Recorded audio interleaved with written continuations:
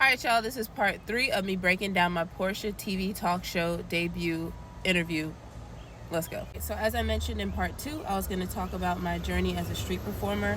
I honestly think that this subject requires its own video and deserves its own story, but I still play on the street to this day, and I have 5 reasons, really. There's the 5 P's: practice, perfecting of my craft, there's promoting my services, getting paid, and playing for the people, especially kids.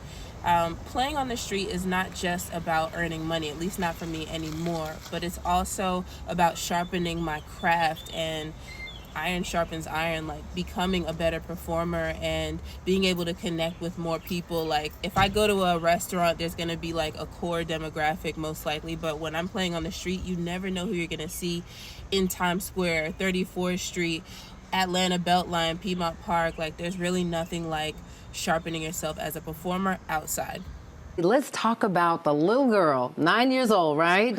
When you first picked up a violin. It was offered in my school system, and everybody ran over to the band instruments. They kind of laid all the instruments on the ground. Because there were less people at the orchestra instruments, I ran that way. Facts. So I've always been weird, I've always been different, and everybody ran to the shiny equipment, and I ran the opposite direction. At first I was going to play the cello, but it was too cumbersome to carry around, so I chose the violin. Part 4.